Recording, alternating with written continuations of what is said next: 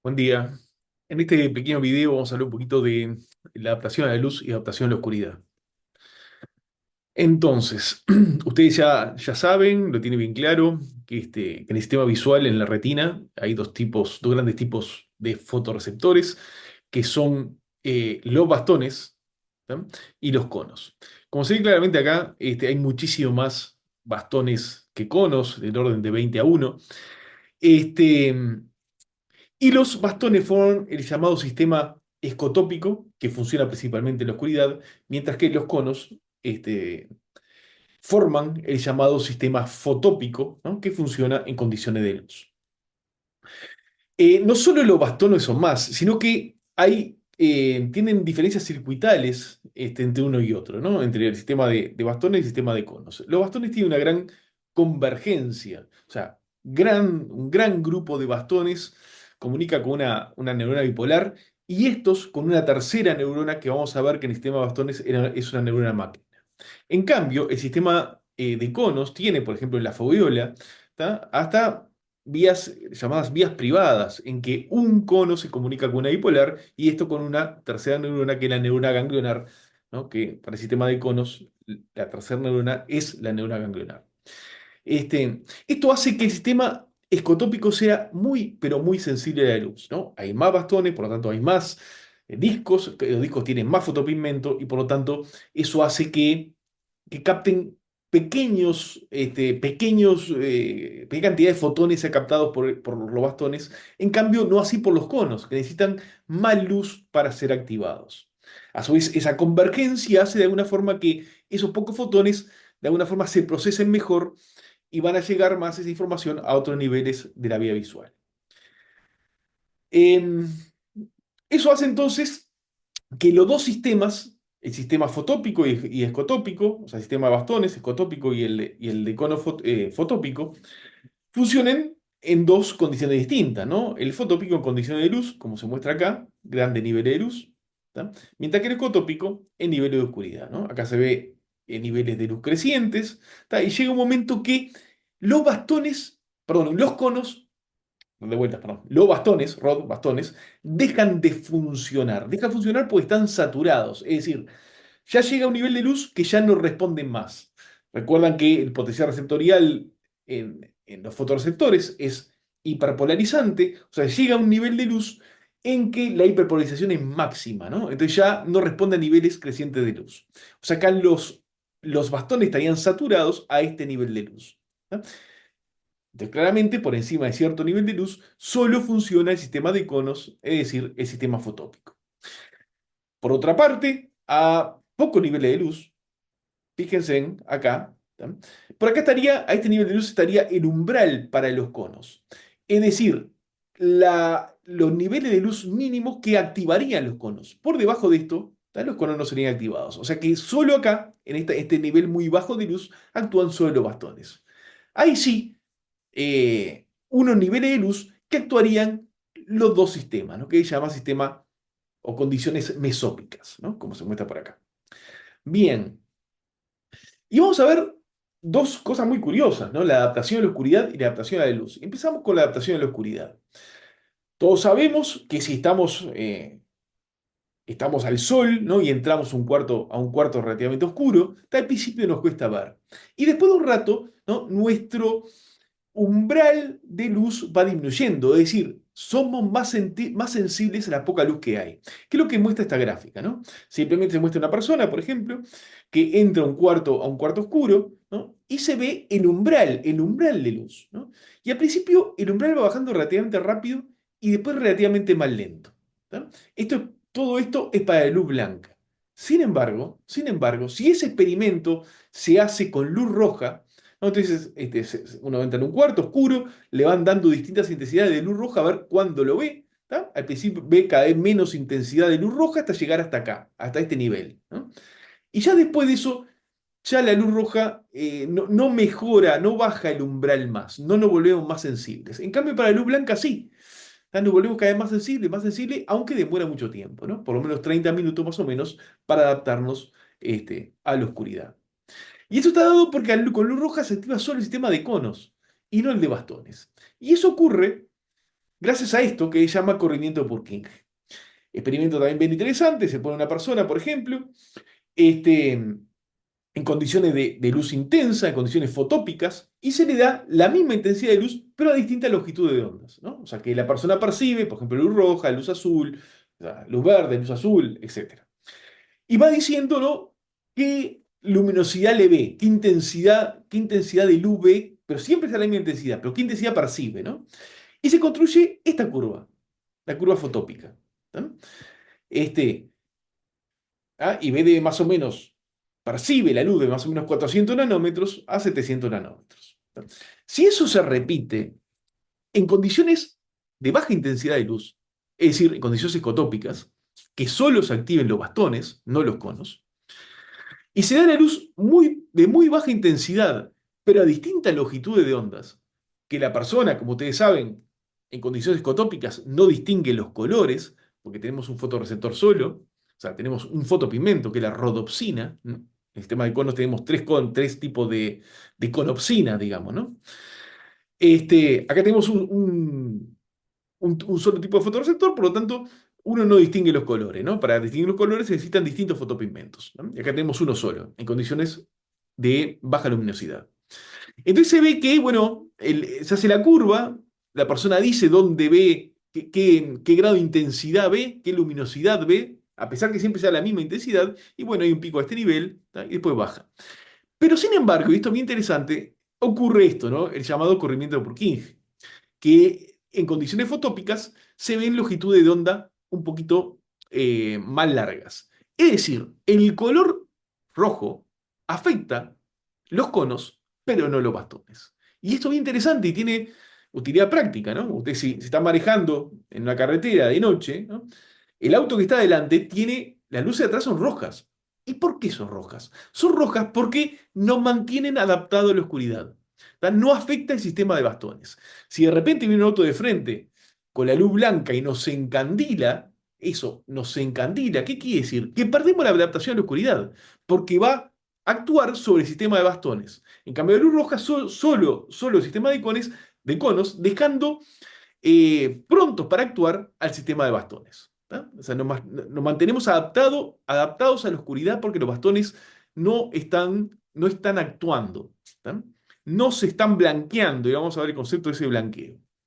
Bien, entonces, ¿por qué ocurre esta adaptación en la oscuridad? ¿Y cómo ocurre? Esto tiene que ver mucho con el llamado ciclo del fotopigmento. ¿Tá? Yo le recuerdo que tanto los conos como los bastones están metidos en el epitelio pigmentario, que tienen prolongaciones como que rodean este, a, a la cilia, ¿no? Tanto los bastones como los conos.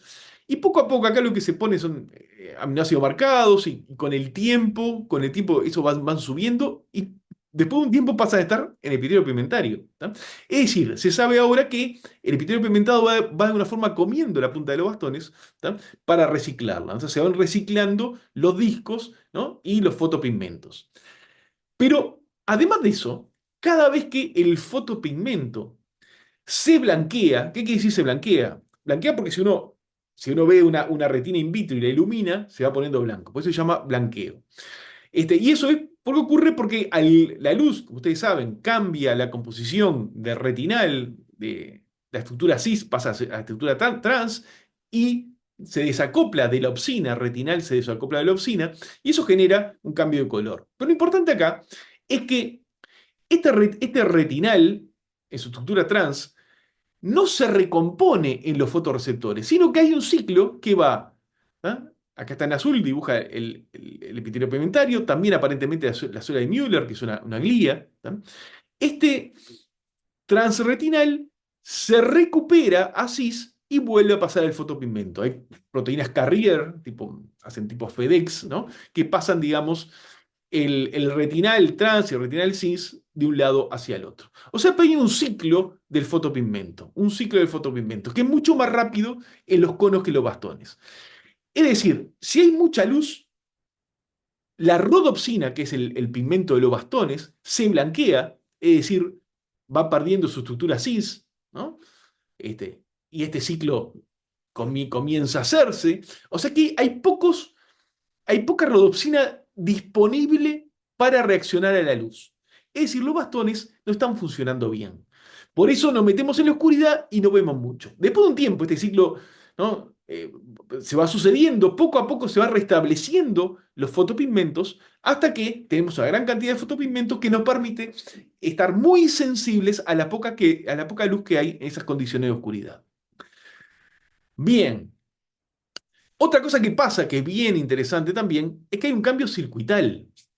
Ustedes sabemos que en condiciones de luz, los conos, eso ya lo vimos en las clases, ¿no? Cuando hay una luz, llega un cono, tenemos neuronas bipolares centro-on y las ganglionares centro-on, y lo mismo las centro-off, ¿no? Y a su vez, si se estimula la periferia, tenemos un antagonismo centro-periferia. Es decir, hay un contraste entre el centro y la periferia, centro-on, periferia off, y viceversa. Eso ocurre en condiciones fotópicas, no así en condiciones escotópicas. En el sistema de bastones, ¿tá? Acuérdense que muchísimos bastones conectan a una neurona bipolar, ¿tá? Que son bipolares solo de los bastones, ¿no? Exclusiva de los bastones. ¿Tá? Estas bipolares de los bastones se comunican, muchas de ellas, o sea, hay una gran convergencia con una amácrina, ¿tá? Amácrina tipo 2, no importa. Y esta máquina sí va a activar algunas, a las que ya eran on en condiciones fotópicas, ¿tá? Y va a inhibir a otras. Pero va a inhibir a las que ya eran off.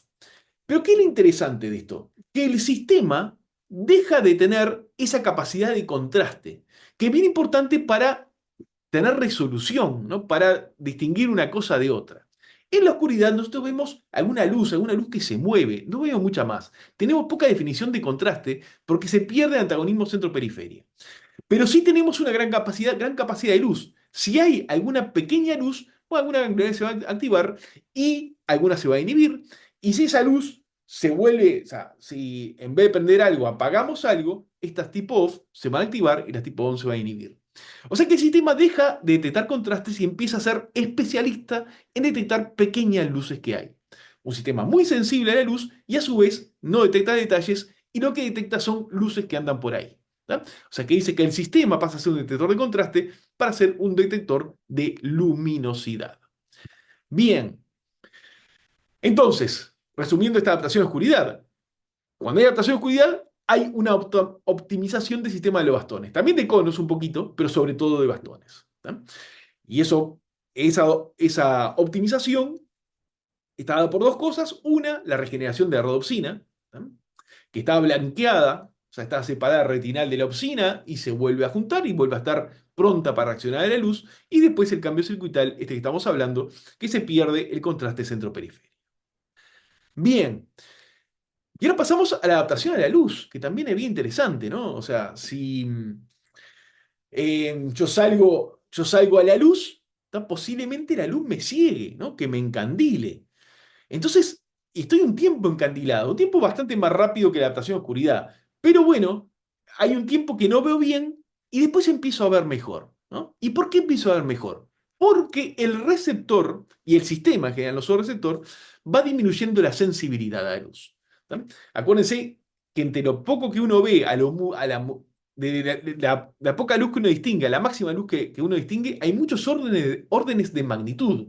Hay una gran diferencia. ¿Tá? Entonces el sistema se tiene que volver, cuando hay mucha luz, se tiene que volver menos sensible para poder ver diferencia de luz, que es lo que nosotros distinguimos, ¿no? Y podemos distinguir la gente, los rostros, lo que sea, los objetos, diferencias de lo que la luz del sol se refleja en las cosas, ¿no? Bien, y eso ocurre a nivel de receptor, a nivel de receptor y a nivel de los circuitos. Por ejemplo, a nivel de receptor, ¿no? Acá se muestra de un bastón, pero pasa a similar de un cono, ¿no? Si hay condiciones de muy poca luz en el ambiente, ¿tá? Y se estimula con luz, hay una gran respuesta receptorial. Si ya hay mucha luz en el ambiente, por ejemplo acá 5, mucha luz en el ambiente, la respuesta a una nueva luz es muy, pero muy baja. Lo mismo pasa acá con las neuronas ganglionares, ¿no? Acá se ven neuronas ganglionares, una curva intensidad-respuesta, acá es más intensidad de luz, acá es frecuencia de descarga, ¿tá?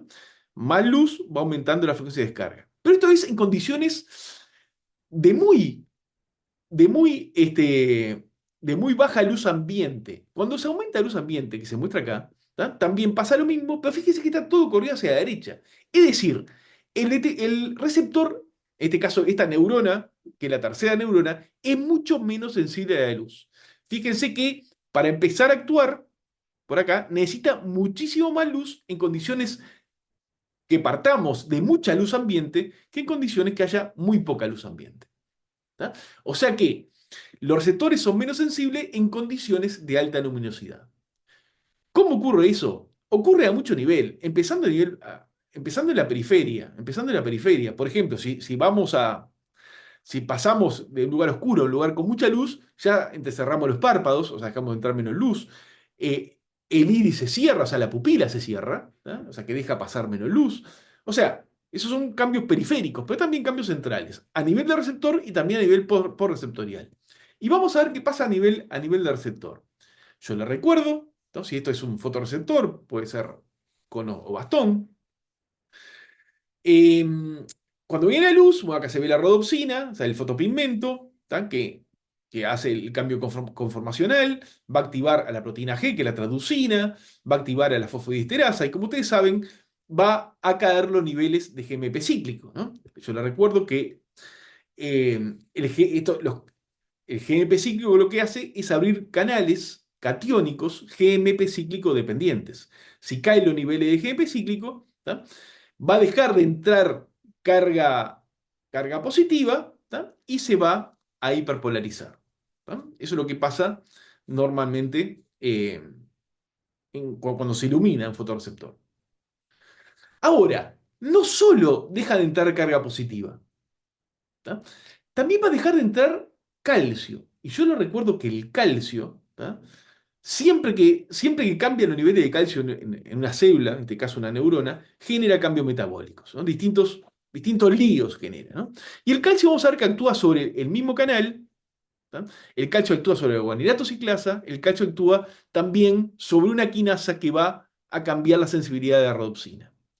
Entonces, de vuelta, en condiciones de oscuridad, ¿tá? Hay mucho GMP cíclico, tiene abiertos los canales, entra carga positiva porque se va por sodio y también está entrando continuamente calcio. ¿Tá? En condiciones de luz, ¿tá? Se cierran estos canales, va a entrar menos sodio, ¿tá? Y también va a entrar menos calcio. Y esta caída de calcio, el descenso de calcio, genera los líos que estamos hablando. Que acá, de alguna forma, los punteo, ¿no? Primero, adaptación de luz, desciende el calcio, como vemos acá, desciende el calcio. Después, ese descenso del calcio, ¿qué hace?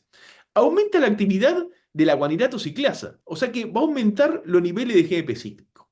También aumenta la actividad de la quinasa, la restina, así se llama, la quinasa, que disminuye la sensibilidad de la rodopsina de luz. Es decir, necesita más luz para que cambie de conformación la rodopsina. Y a su vez aumenta la afinidad de los canales al GMP cíclico. Es decir, puede haber menos GMP cíclico, pero ese poco GMP cíclico que hay va a ser mucho más eficiente, mucho más efectivo. ¿Tá? O sea que cuando cae el calcio, ¿tá? Se opone al efecto de luz. ¿Tá? El efecto de luz lo que va a hacer es hiperpolarizar el fotorreceptor. El descenso de calcio va a tender a despolarizar. O sea que se opone al efecto. Por lo tanto, si la luz hiperpolariza y el descenso del calcio lo despolariza, ahora con luz y con bajo calcio, el receptor va a ser menos sensible. Se va a hiperpolarizar menos. Que es lo que nos pasa cuando estamos adaptados a la luz, ¿no? Salimos de golpe al solcito, no vemos nada y después de un rato empezamos a ver. ¿Por qué? Porque el receptor es menos sensible. En fin, bueno, espero que haya quedado claro.